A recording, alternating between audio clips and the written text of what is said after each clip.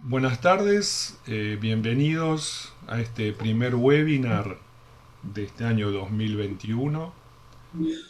Mi nombre es Jorge Gatze y vamos a presentar en este primer webinar un tema creo que es interesante, que tiene que ver con los enfoques ágiles y si es realmente algo que sirve para ciertos proyectos o realmente puede ser, digamos, usado o aplicado a distintos tipos de proyectos y y por qué no a todos los proyectos. Eh, bueno, les decía, mi nombre es Jorge Gatze, titular de CB Pro. Somos un equipo de profesionales dedicados a bueno, la consultoría, la capacitación, la formación en temas de gestión de proyectos, gestión de riesgos, gestión por procesos.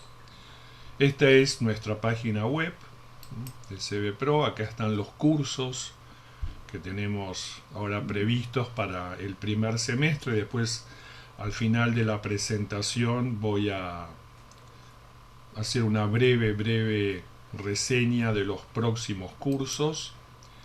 Y también en la web de CB Pro, está el canal de YouTube donde están los videos de todos los webinars que hemos ido dando en los últimos años. Este webinar en particular, esta presentación en particular, lo que busca es reflexionar, plantear preguntas, entender lo que tiene que ver con agilidad, con agile, ¿no? Entonces, Agile nació como un enfoque para cierto tipo de proyectos, ¿no? Los proyectos, sobre todo de desarrollo de software, desarrollo de sistemas. Y, y se fue creando una controversia, ¿no? Que Agile es, digamos, una nueva forma de gestionar proyectos que viene a reemplazar todo lo que había hasta ahora, hasta ese momento. Los que estaban pro allá y los que estaban en contra de allá y los que decían nosotros en nuestros proyectos jamás vamos a aplicar Agile porque nuestros proyectos son distintos. Bueno, eso es lo que quiero un poco ayudar a poner blanco sobre negro, a tratar de discernir, entender por qué Agile, dónde aplica y si realmente hace falta una aplicación más profunda de estos enfoques. Una primera eh, observación importante, quienes hayan participado de webinars anteriores, este esquema lo conocerán o de algún curso que damos en CB Pro. Es un esquema que siempre empezamos poniendo al proyecto como el eslabón intermedio, como la transición entre la estrategia y el valor, ¿no? Y el beneficio que el proyecto le da al negocio. Pero vamos a usar este mismo esquema, pero vamos a agregar dos cosas más que son realmente importantes: el output y el outcome. Porque lo que el proyecto entrega a su término es el output, ¿no? Me amagaste. Les voy a pedir, por favor, que se muteen. Hay alguien que está desmuteado y se nos filtra la conversación que está teniendo. El proyecto son una serie de procesos técnicos propios de la disciplina del proyecto y procesos de gestión. Todos estos procesos tienen inputs y tienen outputs. Tienen entradas, tienen salidas. Entonces, la convergencia de todos esos procesos genera al final del proyecto un entregable que es el output del proyecto. Y el outcome es lo que ese output luego genera para la organización, para la comunidad, para el mercado, para los clientes. Es ese valor, ese beneficio. O sea, el outcome del proyecto sería los beneficios que el proyecto genera a su término. El valor que capturan, sobre todo los interesados claves del proyecto, ¿no? El inversor, la empresa que lleva adelante el proyecto, los proveedores, los contratistas, la comunidad. Eso es el outcome, el valor que capturan. Como toda organización está inserta en una cadena de valor de un sector, de una industria, los proyectos, en definitiva, mejoran la competitividad de la organización en esa cadena de valor. Entonces el outcome contribuye a mejorar justamente el aporte de la empresa a la cadena de valor. Y se puede medir en forma cuantitativa, en forma cualitativa, cuantitativa, valor actual neto, TIR, periodo de recupero de la inversión. Hay una cantidad de indicadores cuantitativos para medir el outcome, pero también hay cualitativos. O sea, esto en cuanto al outcome. El output, lo que el proyecto produce, es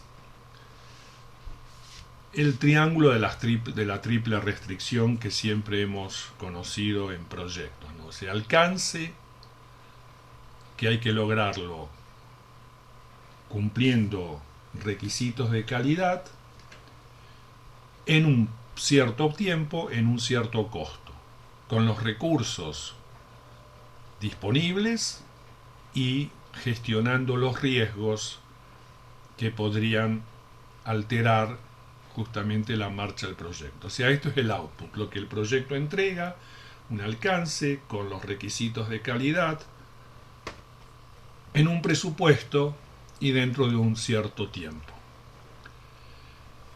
¿Cuál ha sido el foco de la dirección de proyecto? O sea, ¿dónde estuvo la gestión, la dirección de proyecto, dónde ha puesto el foco durante mucho tiempo? O sea, tradicionalmente el foco era el output. O sea, la dirección de proyecto estaba preocupada por el alcance del proyecto, la calidad, el presupuesto, el cronograma. No es que el outcome no era importante, pero se le daba más importancia al manejo del alcance, del presupuesto, del cronograma. Y un poco se perdía de vista, hay que admitirlo, el outcome, el valor, el beneficio que el proyecto generaba. Entonces, hay ejemplos de todo tipo, pero hay ejemplos donde el proyecto cumplió el output, o sea, logró el alcance en un plazo y en un costo, pero no generó valor, no generó beneficios. Entonces la pregunta es, está bien, logró alcance, plazo, costo, pero no generó valor. ¿Podemos hablar de un proyecto exitoso? Y la verdad que no. Y por el contrario, hubo proyectos que excedieron tremendamente el plazo, excedieron tremendamente el presupuesto, pero lograron generar valor. O sea, produjeron valor, produjeron beneficio para la comunidad, para la empresa, para el cliente. Pero no cumplieron plazo y costo. Pero si generaron valor, esa es la razón de ser del proyecto. Nadie hace proyectos para cumplir un alcance, un plazo, un costo. La razón de ser del proyecto es el valor que genera. Y esto es lo que cambió justamente en estos últimos tiempos. Y hoy ya prácticamente todas las, digamos, los enfoques, todas las miradas sobre proyectos puntualizan que el outcome, es la razón de ser del proyecto, ¿no? O sea, que lo que justifica la existencia de que se invierta en un proyecto, que se haga esfuerzo en un proyecto, es precisamente el outcome. Pero esto es nuevo, digamos, esto es de estos últimos años, porque insisto, tradicionalmente siempre la mayor preocupación de la gestión era alcance, plazo, costo. Y eso lo tenemos a lo largo de muchos años, por ejemplo, en las 5 primeras ediciones del PMBOK, ¿no? El PMBOK es la guía de buenas prácticas de gestión de proyectos que propone el PMI, el Project Management Institute. Fíjense que la primera edición fue en 1996. Después en el 2000 la segunda, 2004, 2008, 2013 la quinta. Y estas 5 ediciones, y como que priorizaban como foco de la gestión de proyecto lograr un alcance en un cierto plazo y con un cierto costo. No es que no hablaban de valor, no es que no hablaban de beneficio, por supuesto que hablaban, porque en definitiva nadie autoriza un proyecto si los beneficios que va a generar a su término no son superiores al costo de los recursos y a los riesgos que necesito para llevarlo adelante. Pero además, estas 5 ediciones del PMBOK, que fíjense que prácticamente podemos decir 20 años, ¿no? De 1996 al 2013, 20 años estuvieron vigentes, tenían una concepción del proyecto que llamamos hoy foco tradicional, un ciclo de vida predictivo. ¿Qué significa? Que al inicio del proyecto, en forma muy temprana del proyecto, defino los requisitos y con ello defino el alcance del proyecto. Y una vez que al comienzo del proyecto tengo los requisitos y el alcance que resulta de los mismos definido, ese alcance se transforma en línea base del alcance que ahora hay que cuidar. ¿Cómo? Armo un plan de proyecto y ese plan de proyecto trato de mantenerlo a lo largo del resto del proyecto. Y si hay cambios, y los vamos a hacer, pero tratar de que haya la menor cantidad de cambios posible, ¿no? Y si hay que hacerlo, va a tener que pasar por un comité de control de cambios. Y no lo digo en forma peyorativa, me parece que es la manera adecuada esta, la de manejar proyectos cuando es posible definir, primero, capturar los requisitos de entrada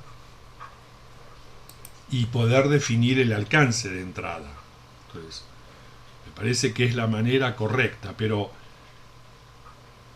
esta concepción de los proyectos, este foco, este ciclo de vida predictivo, ¿dónde se sostenía? ¿Cuál era su fundamento? Y eso es lo importante. El fundamento de este ciclo de vida predictivo es lo que llamamos el Management 1.0. ¿Y qué fue el Management 1.0? Fue la organización jerárquica, la empresa fordista, la empresa tayloriana, la organización del comando y control, la organización que nació allá por la década de 1920, ¿no? Del 20 del siglo pasado, donde unos piensan y otros ejecutan, donde Henry Ford dijo, ¿por qué si contrato mano de obra me usan la cabeza para pensar y decirme cosas distintas a las que yo creo que hay que hacer. O sea, no necesito gente que piense, necesito gente que haga lo que le corresponde hacer. Y es un modelo que le ha dado a las empresas extraordinarios resultados hasta gran parte de la segunda mitad del siglo XX, ¿no? Lo que pasa es que ya en las décadas del 60, del 70, ese modelo empezó a crujir, empezó a tener problemas. Y entonces aparece el Management 2.0, que es Six Sigma, Total Quality Management. O sea, busca darle parches a la organización tradicional jerárquica del Management 1.0, porque ya se veía con problemas para competir en ese entorno que se estaba gestando en las décadas del 60 y del 70. Pero tanto el Management 1.0 como el 2.0 ve a la organización como un conjunto de mecanismos. Y lo importante es que esta es la base sobre la cual se estructuran las buenas prácticas de gestión de proyectos. O sea, presupone contextos estables, presupone un mundo de negocios estable, presupone procesos definidos. O sea, como es una máquina, la empresa no deja de ser como un gran mecanismo, como una gran máquina, los procesos están definidos.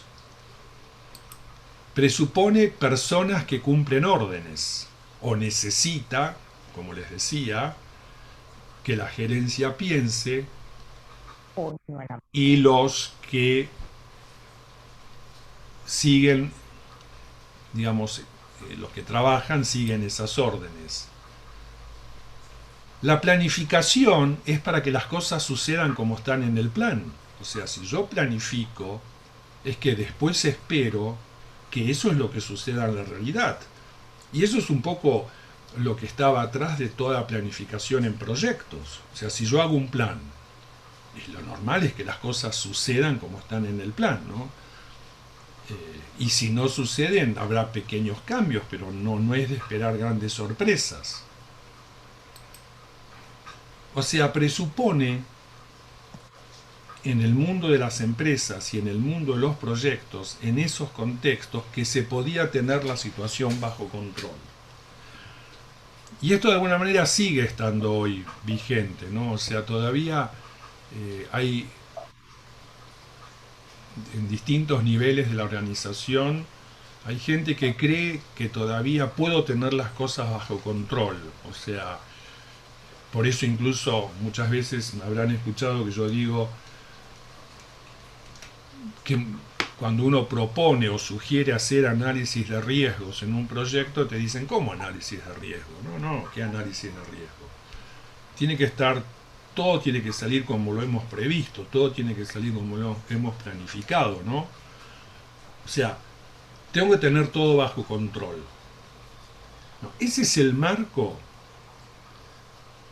de contexto filosófico, si quieren, que dio origen y que estuvo atrás de estas 5 ediciones primeras del PMBOK, de las buenas prácticas de gestión de proyectos, ¿no? Ahora, fíjense qué fue pasando en forma paralela, ¿no? Y esto es importante. En forma paralela, en 1995, un año antes de la primera edición del PMBOK, ya surge el marco Scrum, que es una de los enfoques hoy fundamentales de la agilidad, ¿no? De lo que es ágil. O sea, el marco Scrum es anterior a la primera edición del PMBOK. Y el marco Scrum parte de otra concepción totalmente distinta. No hay previsibilidad, no hay contexto estable, hago un plan y lo más probable es que cambie todo lo que está en mi plan. Después, En fines de la década del 90 ya se empieza a hablar de un entorno VUCA, un entorno volátil, uncertainty, incierto, complejo y ambiguo. O sea, ya se dice que el mundo no es eso estable, eso previsible, eso que se puede tener bajo control. El mundo que nos toca vivir es un mundo VUCA, donde hay volatilidad, volatilidad de, no sé, de precios, incertidumbre, hay complejidad por las tecnologías que están apareciendo, hay ambigüedad. Antes del 2000 esto, o sea, más o menos esto fue por 1996, 1997. Ya se nos alertaba, cuidado, no sigan planeando, no sigan armando estrategias pensando en una estabilidad que ya no la hay. Después, en el 2001 nace el Manifiesto Ágil, que es justamente la respuesta que buscan a la problemática que tienen un cierto tipo de proyectos, los proyectos de sistemas. Porque el modelo predictivo que le daban los dos hasta ese momento, no las dos ediciones del PMBOK, no les servían. Decían, nosotros es imposible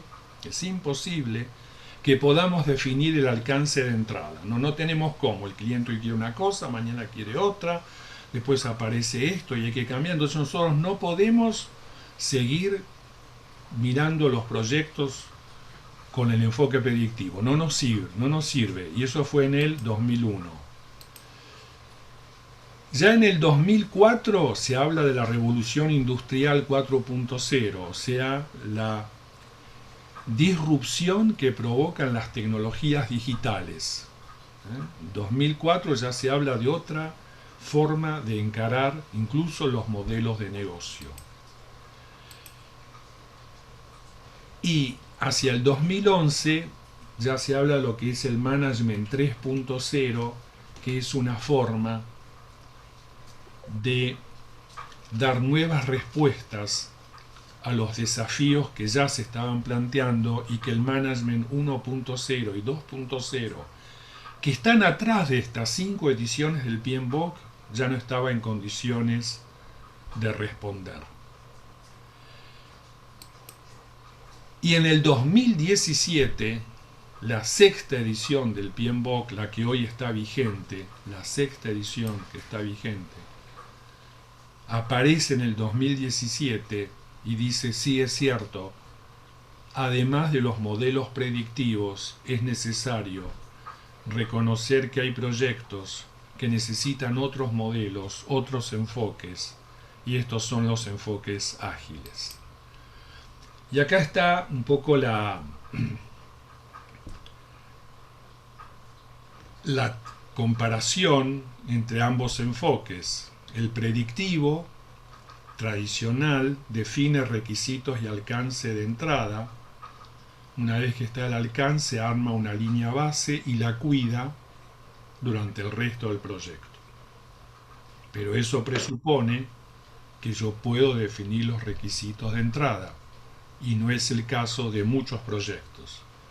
Entonces, los enfoques adaptativos y ágiles, ¿qué hacen?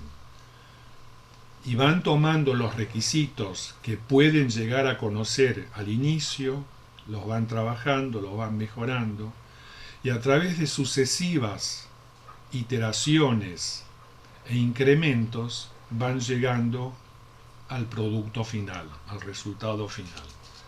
Por supuesto que esto cambia muchos paradigmas que había en los enfoques predictivos, porque tiene otra fuente, parte de otra base. Reconoce que no hay entornos estables, reconoce que es imposible planificar y pretender que todo ocurra tal cual se planificó. La realidad, ellos decían, no es la que nosotros vemos. A nosotros lo que hoy valía, al cabo de un tiempo deja de ser válido. Les voy a pedir por favor, hay alguien que está desmuteado y se nos interfiere la comunicación. Esta matriz de Cunebin porque es un nombre galés.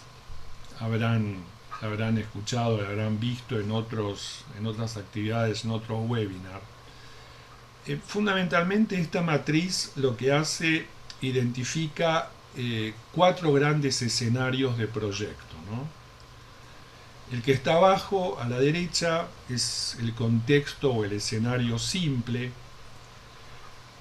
Es el caso de situaciones donde al producirse un determinado problema o una determinada solución, ya hay una solución previa que antes funcionó y funcionó muy bien. O sea, las relaciones causa y efecto son evidentes. Como lo que antes funcionó muy bien, lo vuelvo a aplicar, vuelve a funcionar muy bien. Entonces, ¿esto qué hace? Hace que los procesos sean repetitivos, sean predecibles. La solución es clara, es conocida, es indiscutible. Entonces, en este contexto, cuando nos toca trabajar acá, si para cada situación ya hay una solución previa, tratemos de irla mejorando.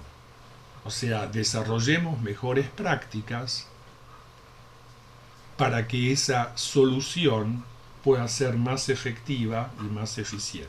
Bueno, esto es un contexto, un escenario. El otro escenario es el complicado.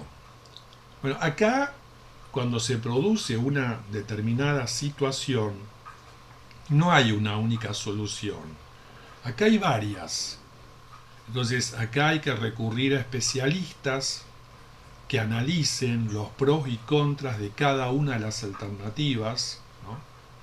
Y entonces nos ayuden a ver de las posibles soluciones cuál es la más efectiva.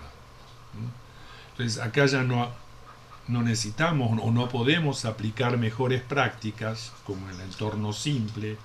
Acá en el entorno complicado aparecen las buenas prácticas, ¿no?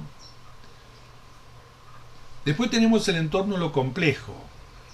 Acá ya cuando se produce una situación, nada de lo que se hizo antes sirve.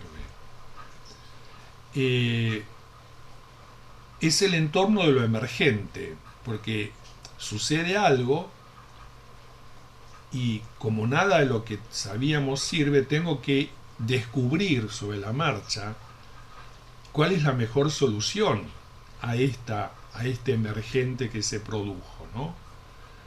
Entonces, son entornos de aprendizaje permanente, porque vamos aprendiendo, a medida que vamos resolviendo, vamos aprendiendo, ¿no?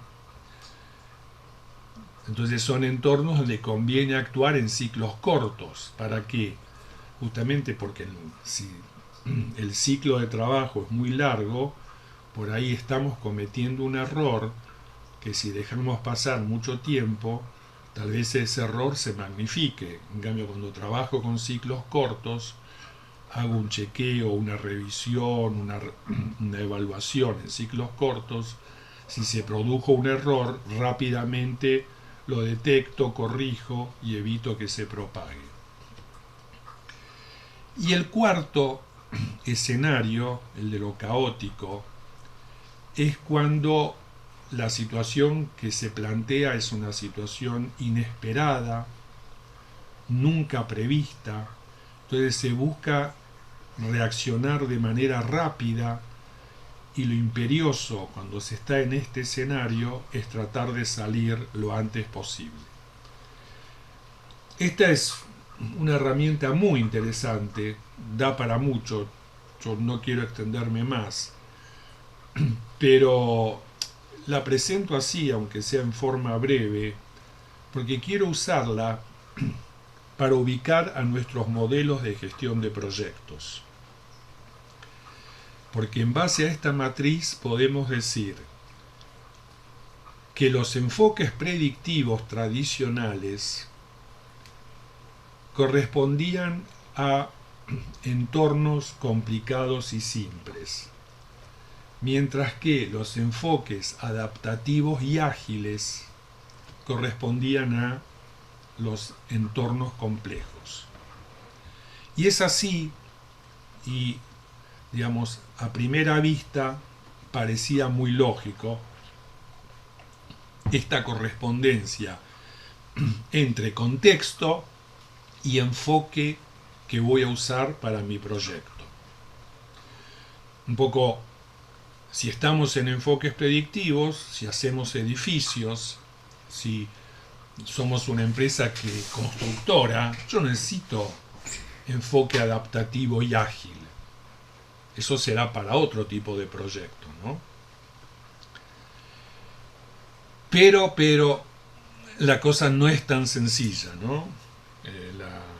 La realidad se ha complejizado bastante y esta simplificación, pongo el caso de los proyectos de construcción porque eran los que con mayor claridad decían nosotros no necesitamos de metodologías ágiles, aunque no son los únicos, ¿eh? O sea, no eran los únicos que sostenían que para esos proyectos no era necesario pensar en enfoques adaptativos y ágiles. Simplemente lo menciono como tal vez el ejemplo más simple y el que todos me van a entender más fácil. Quiero usar otro modelo, el de Stacy. Stacy, en este modelo,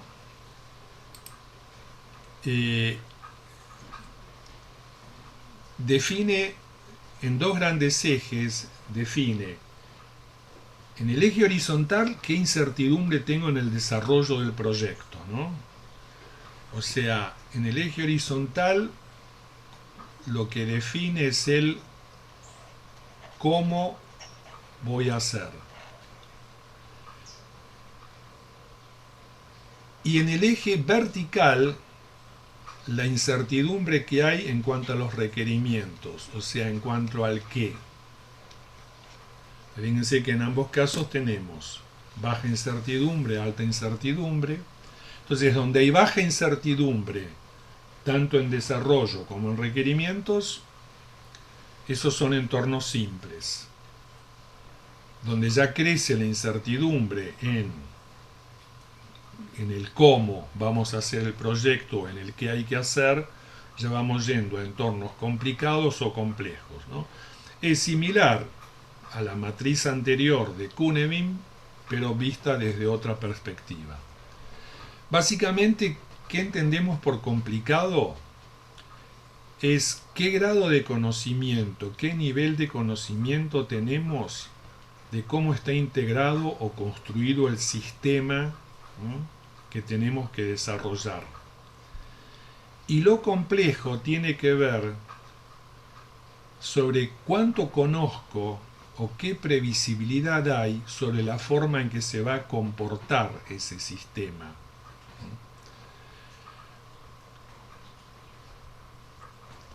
Y en base a esto, a esta nueva perspectiva de los modelos, por ejemplo, hace 20 años atrás se empezó a hablar de un mundo volátil, incierto, complejo y ambiguo. Hoy prácticamente no hay duda de que estamos en un mundo VUCA. Y la pandemia del COVID no ha hecho sino potenciarlo, ha sido un catalizador, ¿no? La pandemia de COVID ha sido un catalizador de VUCA. Entonces, ¿qué ha hecho esta combinación de VUCA más pandemia? Y ha aumentado la incertidumbre del desarrollo, del cómo. El otro día, colaborando en una empresa constructora, decían, nosotros no tenemos incertidumbre en cómo construir, cómo hacer los hormigones, cómo hacer las estructuras metálicas. Eso lo sabemos bien. El gran problema que tenemos hoy es cómo gestionamos la llegada en tiempo y forma de los materiales, la construcción de los materiales, porque la pandemia ha alterado todos los sistemas logísticos, todos los sistemas de abastecimiento, y lo que antes era relativamente fácil, ahora es un tema muy complicado o muy complejo. Entonces, ya acá hay un mensaje. aún los proyectos que decían nosotros estamos en un mundo de lo previsible porque construimos edificios, la construcción del edificio, el, digamos, el qué, el requerimiento, está claro que sigue siendo simple, pero en este VUCA pandemia, en esta combinación de VUCA y pandemia, no es tan simple organizar la construcción del edificio, organizar desde el punto de vista de los materiales, de los contratistas, de la gente, de los controles, etcétera. Pero también las tecnologías digitales y esta tremenda irrupción, esta disrupción digital, que justamente la semana que viene vamos a tener un webinar sobre esto, también ha hecho y ha aumentado la incertidumbre en cuanto al qué, porque se ha metido tanto la tecnología digital en procesos de gestión y de producto, sobre todo de producto, que también ha aumentado la incertidumbre. ¿Cuál es el mensaje entonces? Que hoy ya de los proyectos en general y sin distinguir de qué industria es, si es de software, si es de nuevo producto, si es de ingeniería y construcción, ya los proyectos se los reconoce como un sistema adaptativo complejo. O sea, ¿de dónde le viene la complejidad a los proyectos? De la diversidad y de la conformación que tienen por los múltiples elementos interconectados. ¿Acá a qué me refiero? Me refiero no solo a las personas, sino también a las organizaciones, proveedores, contratistas, sindicatos, municipalidad, entes de control, etcétera, etcétera. Estos son todos elementos interconectados que hacen de los proyectos un sistema adaptativo complejo, que además aprende y cambia con la experiencia. Y esto vale para todo tipo de proyectos. O sea, a medida que el proyecto va avanzando en este entorno complejo, ambiguo de pandemia, también se va aprendiendo y también las cosas van cambiando. ¿Qué caracteriza entonces a los proyectos como sistema adaptativo complejo? Que tiene que tomar decisiones, para cada proyecto es importante saber dónde se ubica dentro de la zona verde. Porque el extremo de la estabilidad, permanecer en la estabilidad es, digámoslo, es la muerte. O sea, yo no puedo permitir una organización que se mantenga estable, que no cambie, porque en el mundo de hoy es directamente desaparecer. Pero tampoco la zona de caos, el otro extremo, porque el caos va a significar nunca va a haber orden. Entonces hay una zona intermedia, que es la zona creativa, es la zona donde se produce, justamente donde logramos la productividad. Y cada proyecto, el de construcción, el de sistemas, el de lanzar un nuevo producto al mercado, el proyecto de marketing, el proyecto de investigación y desarrollo, va a tener que encontrar cuál es su borde de caos, o sea, dónde puedo arriesgar en desarrollar, en avanzar, en probar, en experimentar, sin llegar al caos, pero que me genere valor y beneficios para mi cliente, para mi empresa. Con lo cual, si hablamos entonces de que los proyectos son sistemas adaptativos complejos, e insisto con esto, todos los proyectos hoy en día se consideran sistemas adaptativos complejos, a los sistemas adaptativos complejos les corresponde el Management 3.0. O sea, un management completamente distinto a todo lo que teníamos hasta ahora. Un management que trabaja sobre sistemas humanos, adaptativos y complejos. Y esto sabemos, y esto estamos diciendo precisamente que son los proyectos. A ver, le voy a pedir, me parece que otra vez hay alguien que está con micrófono encendido, si por favor puede apagar el micrófono, porque se nos está metiendo un ruido un poco molesto. Hay alguien que está con micrófono encendido. Bueno, como decíamos, los PMBOK de la primera a la sexta edición, su fuente, su fundamento era el Management 2.0. Ese era el entorno en el que nació. Todos saben que hay una séptima edición del PMBOK que está por salir ahora, dicen en el primer cuatrimestre del 2021, y claramente la séptima edición del PMBOK está apoyada en el Management 3.0. Por eso la séptima edición del PMBOK es un cambio notorio respecto a las anteriores, no hay más procesos, no hay áreas de conocimiento, hay principios, hay valores y principios. Valores y principios con los cuales se manejan los sistemas humanos adaptativos y complejos que son los proyectos. Es un cambio realmente muy de fondo, muy importante. Tan importante es este cambio de la séptima edición que, por ejemplo, el examen PMP que se va a tomar con la séptima edición recién se piensa que va a empezar a tomarse en el 2023 o incluso 2024, porque quieren que esta séptima edición tenga un periodo de consolidación, un periodo de, digamos, como que se vaya asentando, porque no es una forma completamente distinta de ver los proyectos respecto a los que fue la primera a la sexta edición. Insisto, porque para la séptima edición los proyectos son sistemas humanos adaptativos y complejos. ¿Y le corresponde a todos los proyectos el Management 3.0? Y hagámonos esta pregunta, y ustedes están en proyectos. Y háganse esta pregunta o formúlenla dentro de su equipo de proyecto. ¿Creen que tienen el control de la situación en los proyectos en que están?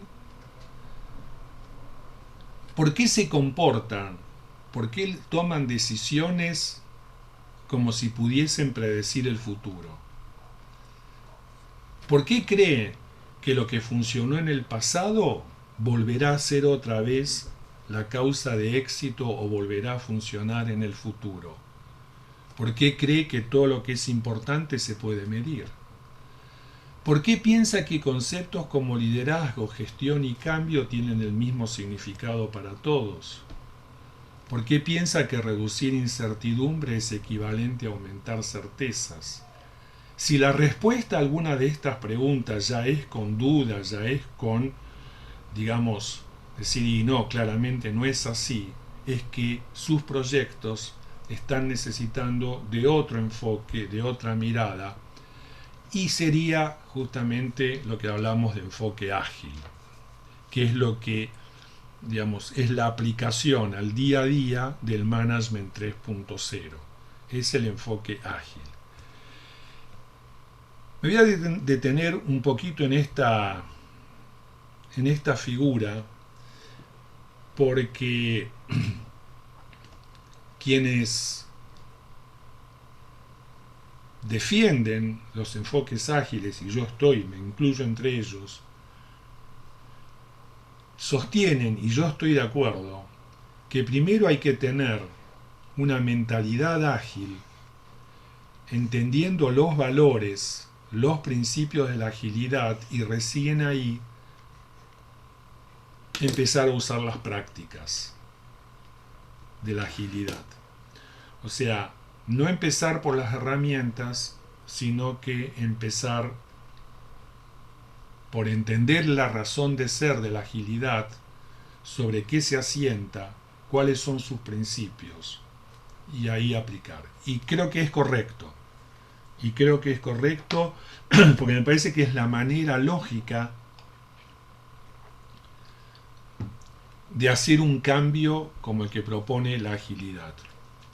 Pero también hay otra cosa que es cierta, y esto me ha pasado y nos ha pasado en varias empresas, que cuando uno proponía empezar a trabajar con metodologías ágiles, más de un gerente decía, pero bueno, mostrame en los hechos que funcionan.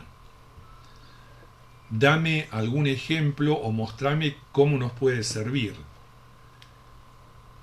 O sea, nos estaban pidiendo empezar por alguna herramienta.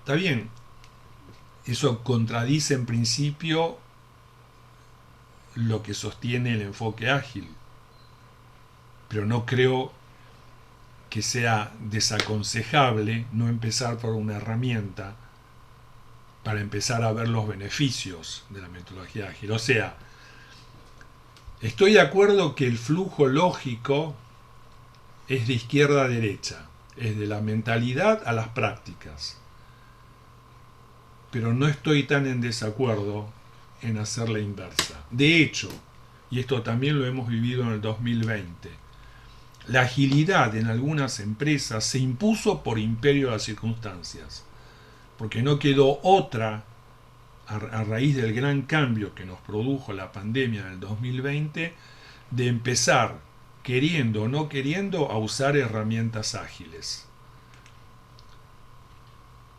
Y que han sido útiles. Entonces, ¿qué vamos a decir? No, primero convencete y después usá, cuando la realidad imponía que había que sobrevivir, que había que buscar la forma más rápida de responder a esta nueva situación que nos planteaba la pandemia. Y eso es lo que quiero en esta última parte mostrar. O sea, de la pregunta que nos hicimos al comienzo del webinar, ¿ágiles es solo para algún tipo de proyectos? Creo que ya vimos la respuesta. No, no. Yo insisto que ágiles es para todo tipo de proyectos, porque lo que dio origen a la agilidad, que era la volatilidad, la incertidumbre, la complejidad, hoy está presente en todos los proyectos, en mayor grado o en menor grado, pero está presente en todos los proyectos, ya sea en lo que hay que hacer o en la forma de hacerlo. Entonces, la agilidad creo que es para todos los proyectos. Por lo menos es mi punto de vista, es mi experiencia. Ahora veamos qué cosas de la agilidad pueden usar distintos proyectos que se consideraban de alguna manera alejados. El manifiesto ágil, 4 puntos, 4 columnas del manifiesto ágil. Las personas son más importantes que los procesos. Entregar cosas que funcionen es más importante que tener mucho papelerío. Trabajar en forma colaborativa con el cliente es mucho más importante que tener un contrato de 3 biblioratos que en definitiva no me soluciona los problemas cuando estos vayan surgiendo. Y en un mundo VUCA, volátil, incierto, complejo, responder al cambio es mucho más importante que aferrarse a un plan. ¿No hay que hacer planes? No, todo lo contrario, hacé planes. Pero porque hagas un plan no significa que todo va a pasar como está en el plan. Entonces, responder al cambio es mucho más importante. No tenemos mucho tiempo, ya casi se está acabando el tiempo. Yo después les voy a hacer llegar esta presentación, pero quien no conoció, quien todavía no tuvo oportunidad de ver estos 4 valores del manifiesto ágil, los invito a que reflexionen un poco y díganme en qué proyecto esto no aplica hoy. En mayor o menor medida, estos 4 valores aplican a todo tipo de proyecto. Los enfoques ágiles, además de estos valores y estos principios, desarrollaron una serie de prácticas muy buenas, que han sido de mucha utilidad. Y esto es lo que en estos últimos minutos quiero como invitar a reflexionar, cómo muchas de estas prácticas pueden ser útiles para todo tipo de proyectos. No solo de sistemas, sino incluso para proyectos, digamos, de los más duros que se consideraban los proyectos de ingeniería y construcciones. Y uno de estos elementos será el foco en la entrega del valor, o sea, la preocupación permanente durante el proyecto para que el proyecto entregue valor, o sea, por el outcome. o sea, por satisfacer al cliente o a los distintos clientes. ¿Esto significa que los proyectos antes no tenían esto? No, no digo eso, muy lejos de decir eso. Pero ágiles, o los enfoques ágiles, le dieron a esto un foco especial, lo han, digamos, potenciado esto. Y yo creo que hay que rescatar esto y volverlo, y, digamos, y traerlo a todo tipo de proyectos. Trabajo en equipo. En los proyectos en general se trabaja muy poco en equipo. Se trabaja más en silos, en quintas separadas que en equipo. Y creo que hoy los proyectos de todo tipo se beneficiarían mucho con trabajo en equipo multidisciplinario, equipos empoderados. Que ese equipo además se haga cargo de sus resultados. Un equipo de proyecto que se haga cargo, o sea, nosotros, denos la autoridad, denos la responsabilidad, pero nosotros nos vamos a hacer cargo. Hoy los proyectos adolecen justamente y tienen problemas de plazo y costo porque no tienen equipos de trabajo que están funcionando en forma adecuada. Hay muchos proyectos donde el cliente, muchas veces lo llaman el negocio, está lejos del proyecto. O sea, dice, ustedes hagan el proyecto, a mí no me molesten, yo me voy a sumar después. Eso es un problema. Si el cliente no está estrechamente vinculado, si no colabora con el proyecto, va a haber dificultades. Esto es una cosa que los enfoques ágiles le han dado un peso muy grande y yo creo que hay que valorizar esa estrecha colaboración con el cliente y con el negocio y acorde a cada proyecto, pero tratar de incorporarlo como una práctica.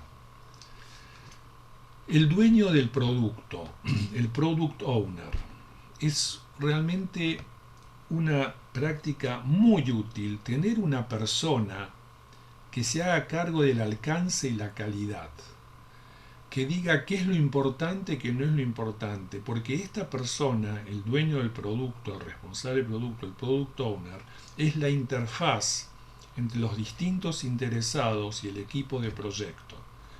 Y tener un solo interlocutor que diga esto entra, esto no entra, esto lo podemos cambiar, esto no lo vamos a cambiar, es muy importante. No digo que tenga que haber exactamente un product owner en todos los proyectos, pero sí creo que los proyectos tienen que darle mayor peso a esta función de tener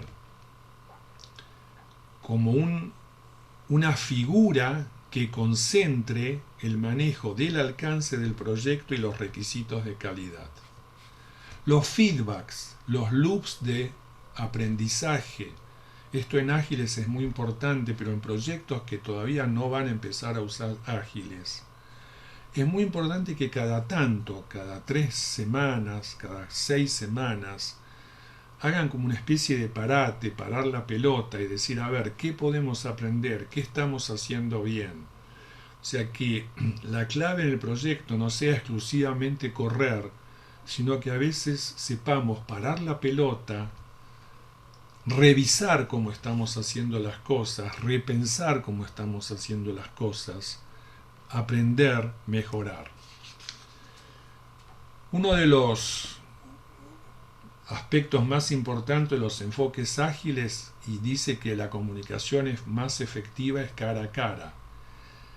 Y esto en los proyectos va a ser muy importante. El proyecto, todo proyecto, trabaja sobre cosas nuevas, trabaja sobre cambios, con lo cual la comunicación de los distintos interlocutores, en la medida que sea más directa, más cara a cara, es mucho más efectiva, es mucho más, digamos, beneficiosa para el proyecto.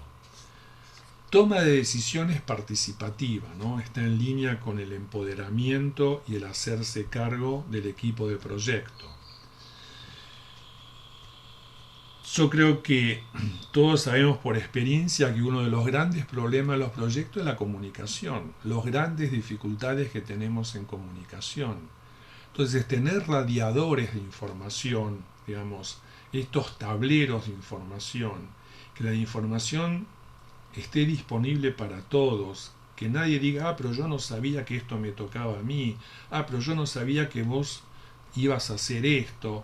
Eso no puede ser en los proyectos. Hay medios muy sencillos, muy gráficos, muy visuales, que permiten mejorar tremendamente las comunicaciones dentro del proyecto. Todo lo que es planificación y control, yo también creo por experiencia que es muy difícil planificar y controlar en equipo cuando trabajamos con herramientas como Microsoft Project o Primavera. Y no digo que no haya que usarlas, desde ya que hay que seguirlas usando. Pero el día a día, el corto plazo del proyecto, manejarlo en forma más activa con herramientas low tech, high touch, o sea, baja tecnología, pero alta posibilidad de intercambiar, de cambiar, de sacar un post-it, poner otro. Esto, y esto lo hemos visto en la práctica, cohesiona mucho más a los que están en el proyecto y genera mucho más compromiso. Otro aspecto que podrían incorporar todo tipo de proyectos, decir, ¿cuándo estamos listos para empezar a trabajar con este ítem? ¿Está todo lo necesario para que este ítem ya se pueda trabajar? Definición de listo, de ready. Y cuando terminamos de trabajar, ¿podemos decir que está listo? Sí, porque cumple con esto, cumple con esto, cumple con esto, definición de done. Tener estas dos definiciones claramente establecidas, yo creo que es una gran ayuda para todo tipo de proyecto. Tener como una especie de monitoreo de cómo estamos trabajando en equipo, para que no haya personas que estén sobrecargadas de trabajo y otras que tengan, digamos, una carga mucho menor de trabajo. Porque el que está sobrecargado de trabajo se va a convertir en cuello de botella y va a ir justamente dificultando el flujo del proyecto. Entonces, otra vez un tablero tipo Kanban que nos va a ir permitiendo ver cuál es el flujo de trabajo y cuál es la manera más efectiva para que vayamos generando valor en forma continua. Riesgos. Yo propongo también otra forma de encarar los riesgos. No hacer un análisis de riesgo al comienzo y después ver, no, sino hacer una revisión continua y periódica de los riesgos del proyecto. Cada 15 días, cada 20 días, por los cambios que hay. Justamente por la complejidad, por la incertidumbre, qué cosa nueva apareció, tenemos plan B, no hace falta plan B. Nada de esto exige grandes inversiones ni mucho tiempo, porque justamente una excusa es no tengo tiempo, no hace falta tiempo, hace falta media hora, parar la pelota, pensar, antes de correr, pensar, a ver qué cambió, hace falta tener una respuesta o no ante ese cambio, ¿no? Y algo que no hacía falta que llegaran ágiles, yo vengo hace tiempo sosteniendo, tiene que cambiar la relación entre el que compra y el que vende, entre el cliente y el contratista. Tiene que haber una colaboración, un contrato que permita más la colaboración y ir dejando de a poco esa relación de antagonismo, esa relación de adversarios que realmente termina perjudicando tanto al cliente como al proveedor y al contratista. Para ir terminando, ya estamos en una hora, ¿cuáles son las dificultades para todo esto? Miren, yo les voy a mandar esta presentación, pero estos días estuvo circulando en las redes. Acá tienen la opinión de 4 de los, creo que eran 12, grandes personajes que en el 2001 desarrollaron el manifiesto ágil.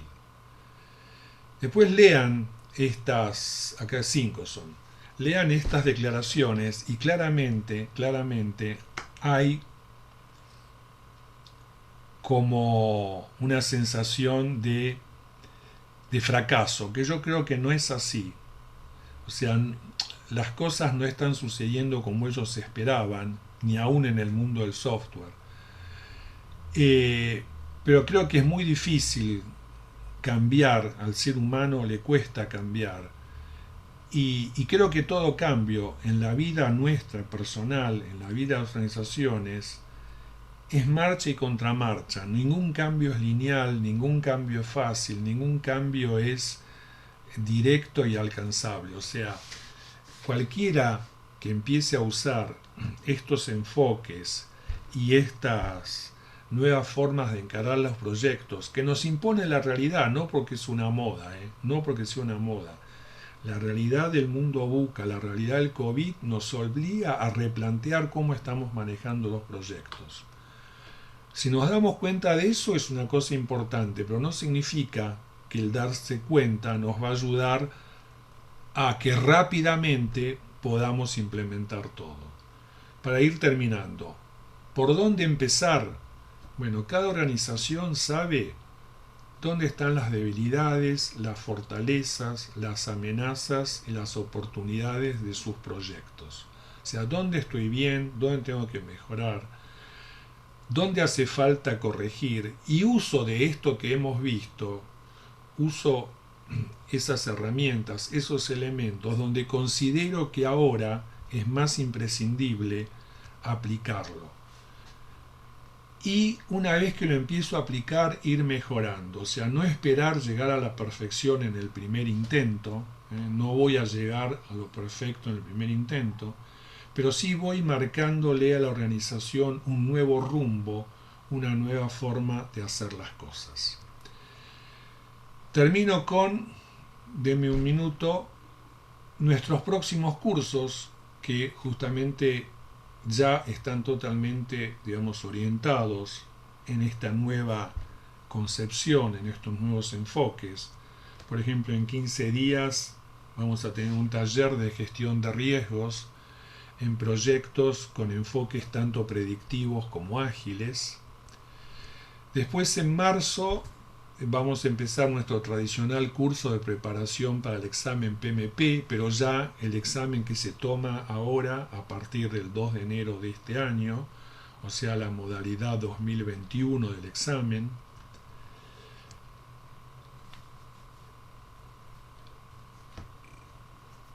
El curso tradicional, que también hace ya 22 años que estamos dictando, gestión de proyectos según mejores prácticas, que es el curso de 40 horas de Project Management, pero que también va a incluir justamente este nuevo mundo de proyecto como sistema adaptativo y complejo, o sea, va a incorporar tanto modelos predictivos como modelos ágiles y adaptativos.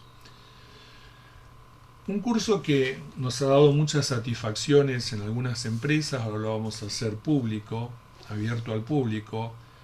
Es un curso que también va a empezar en marzo, de gestión de proyectos de investigación y desarrollo, pero con enfoques y metodologías ágiles. Creo que si justamente un sector, una industria que va a requerir de estos nuevos enfoques son justamente los de investigación y desarrollo, los de innovación, con metodologías y enfoques ágiles. Y un curso tradicional también que hace años venimos dando de ingeniería y construcción, pero ahora visto el aporte que dan las tecnologías digitales. Bueno, creo que me excedí, empezamos unos minutos más tarde, pero igual me excedí unos minutos. No sé si hay dudas, si hay consultas. Acá tienen mi mail, si alguien quiere escribirme, alguna duda, alguna consulta sobre alguno de los cursos, si quieren ahora. Tenemos Jorge, ¿cómo estás? Yo Hola, tengo una duda, si tenés un ratito. por supuesto. Más que nada orientado al tema de ingeniería y construcciones o oil and gas.